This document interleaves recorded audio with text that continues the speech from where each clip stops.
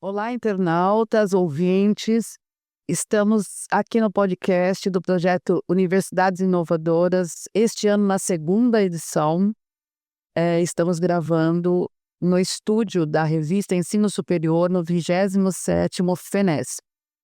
Eu sou Sandra Seabra Moreira, editora da revista Ensino Superior. Estou aqui com o Gustavo Lima, editor da web editor, web editor e repórter. Tudo bem? Tudo bem, Sandra? A gente está aqui para mais um episódio das Universidades Inovadoras, né? Dessa vez a gente tem 6 instituições inovadoras e quem vai falar com a gente agora é o Janis Tomelin, vice-presidente acadêmico da Ânima. O Janis é figurinha carimbada na revista, já apareceu algumas outras vezes conversando com a gente ali e ajudando a gente a entender mais o setor. E seja muito bem-vindo, Janis. Obrigado, Gustavo. Obrigado, Sandra. Prazer estar aqui, trocando uma ideia sobre educação, sobre esse futuro, sobre inovação. E acompanhando sempre, a revista Ensino Superior é uma das mídias mais importantes para o setor. Então, parabéns pelo trabalho de vocês também. Obrigada, Janice. Então, a gente já conversou várias vezes e você vem falando, batendo nessa tecla de que a premissa básica da Ânima Educação é a de que a metodologia vem antes da tecnologia e que o nível de aprendizagem hiperpersonalizado entende que há um conjunto de experiências que geram um contexto social, econômico, político, profissional, pessoal e que pode mudar de um dia para o outro, em 1 ano ou em 5 anos, e que isso é levado em consideração, inclusive, por uma plataforma que vocês estão lançando agora, que é a Iara. E eu gostaria que você explicasse um pouquinho sobre a Iara, como que vocês utilizam, né, que o Iara é o acrônimo para Inteligência Artificial e Redesenho da Aprendizagem. Como que vocês utilizam para gerenciar os metadados dos estudantes? Ótimo. Bom ponto. Primeiro, a afirmação de que antes da tecnologia vem a metodologia é para fazer essa referência, porque o mundo tecnológico está nos permitindo avançar para um novo patamar e revisitar os antigos processos. Então, se eu não tenho uma metodologia clara, eu vou digitalizar o tradicional, o antigo. Então, há uma digitalização do que sempre foi feito. Sempre que tem uma nova tecnologia, uma oportunidade de revisitar os paradigmas, não é? Então, e esse paradigma é a metodologia, tratando-se de ensino superior, né? Então, no universo acadêmico, repensar não é só repensar a matriz curricular, é repensar o redesenho pedagógico da experiência desse estudante e definir com clareza uma identidade, assumir com clareza uma metodologia, uma identidade pedagógica.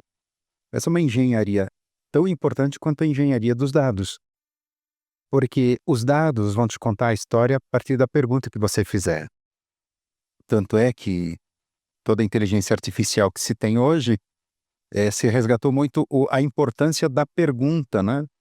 Mais do que é saber perguntar para poder melhor navegar, aprofundar, estudar com o intermédio aí da inteligência artificial.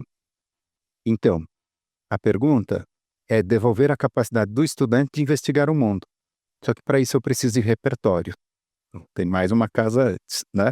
Metodologia, construção do repertório e usar essa nova tecnologia. No caso da Ânima Educação, nós estamos investindo muito na Iara, como você bem lembrou, né?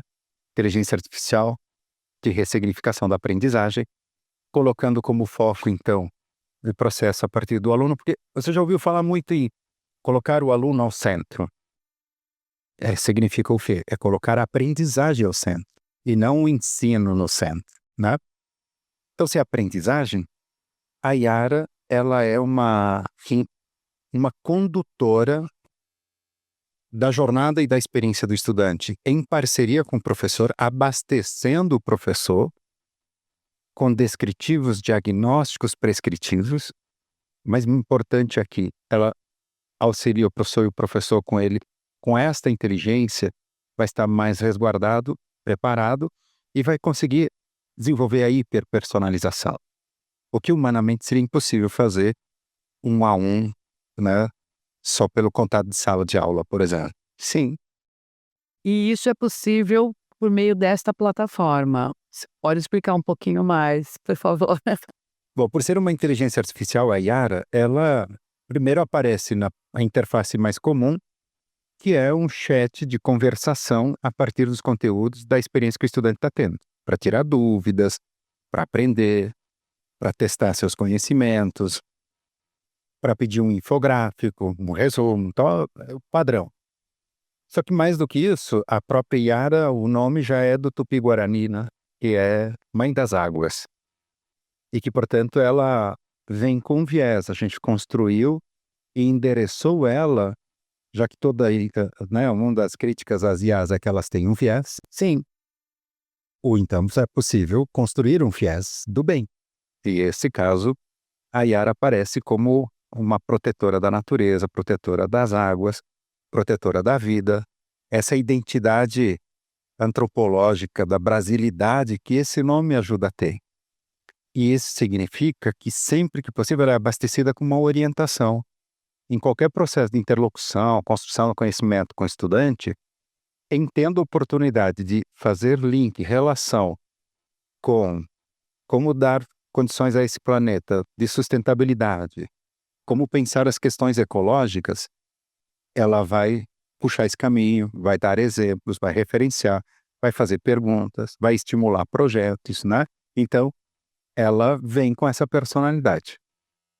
A tua pergunta ainda sugere um ponto antes, que é, o que que ela faz? Ela, a Yara, também, porque eu disse, essa é a interface mais de diálogo, mas ela também enxerga os dados dos estudantes, é o que a gente chama de Yara Skills. Ela consegue ver todos os dados das informações a partir do Enem. Então, ela faz a leitura do ingressante por Enem, com os dados da avaliação, a gente consegue fazer um diagnóstico das competências de aprendizagem. A Yara enxerga isso. E a Yara devolve para o estudante um feedback, com um diagnóstico e uma prescrição, uma orientação sobre o que seria importante ele fazer para melhorar essas competências de aprendizagem. Olha que ponto importante aqui também. Não é só sobre competências socioemocionais e profissionais. A gente desenvolveu a Yara para ela prestar atenção numa camada antes. Qual é a capacidade de aprender a aprender desse estudante? Então eu volto para dizer qual é o repertório, qual é a capacidade de interpretação, qual é a capacidade de raciocínio lógico. Isso aqui é fundamental para eu conseguir evoluir nas unidades curriculares da jornada universitária. Então essa Yara, ela recebe todos os dados da jornada e a partir disso ela decifra, devolve em feedback e orientação. Eu ia te perguntar, Janis, onde é que a neurociência entrava nessa equação? É justamente aí, é nessa leitura de dados dos estudantes, é nos descritivos que são gerados para os professores, como que ela entra, como que ela auxilia nessa personalização? Fenomenal. Se a gente está afirmando que metodologia vem antes que tecnologia, então antes da Yara vem uma identidade pedagógica. E essa identidade pedagógica foi fecundada a partir dos conceitos da neurociência, ou que também a gente está chamando de neuroaprendizagem, em que a nossa equipe de engenheiros pedagógicos olhou para todas as contribuições e descobertas sobre como o cérebro funciona e aprende para desenvolver um ciclo, uma jornada com etapas que vão despertando gatilhos evolutivos radiais do processo de aprendizagem, né? Então, primeira etapa, por exemplo, é conectar. Porque se você vai aprender algo da qual você não se conectou, não faz sentido, você não tem o significado para sua vida e você não sabe nem para que vai usar, para que eu vou ver isso? O seu cérebro já começa com limitações. Então, primeiro é dizer para o cérebro o quão importante isso vai ser para o futuro, né? Então, o outro é evocar, por exemplo, né? Se mostrou, a partir de várias pesquisas da neurociência, que não basta você só ouvir e repetir leituras para memorizar forçadamente. Que a melhor memória é aquela que acontece quando você fala, coloca em prática. E a gente olhou para os resultados do ENAD e viu que nos cursos e disciplinas, unidades curriculares que tinha mais prática, mais evocação, gatilho da neuroaprendizagem, melhores eram os resultados das notas do ENAD. Então a neurociência é uma estratégia hoje para conduzir todo o processo de aprendizagem, formação dos professores. Metodologia vem antes da tecnologia, neuroaprendizagem vem antes da Yara. Então, eu gostaria só quando você fala de neurociência, a gente sabe que são muitas pesquisas. E pelo que eu entendi, ela vai alimentar, inclusive, os caminhos que a Yara vai poder, no futuro, ir assumindo também, não é isso? Ou ir proporcionando.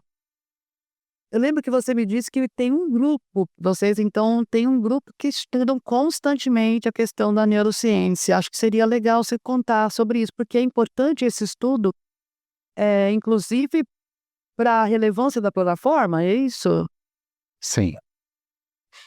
Nós temos vários rituais, dentre eles grupos de trabalho, grupos de estudo, né?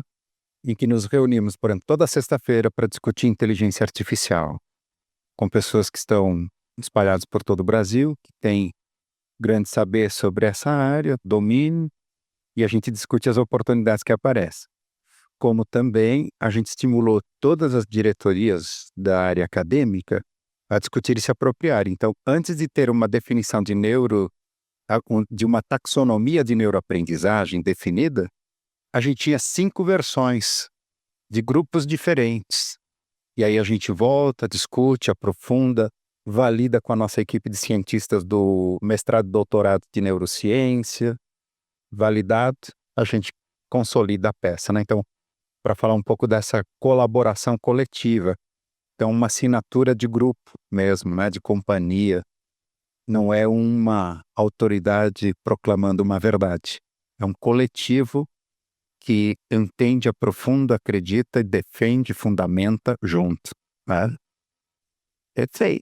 Perfeito, Janice, sempre muito bom te ouvir, mas a gente está se encaminhando aqui para os nossos momentos finais, então só te agradecer por ceder um pouquinho do seu tempo para vir aqui falar com a gente e para o nosso ouvinte saber que o Janice vai preparar um artigo, né, junto com o pessoal da Anima, que vai ser liberado no ano que vem, assim como a gente teve a coletânea de Universidades Inovadoras de 2024 ao longo desse ano.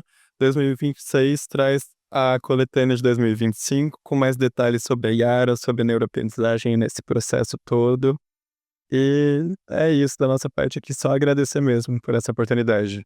Agradeço também a oportunidade de estar me comunicando com vocês, sempre bom, né? Boas perguntas e a todos que estão ouvindo nesse momento, que a gente possa estar compartilhando e contribuindo um pouco mais para o desafio de cada um, né? Janes, muito obrigada. Valeu, Sandra. Também é Valeu, sempre muito interessante para nós essas conversas. E, então, obrigada pela atenção de vocês, internautas, ouvintes. Até mais.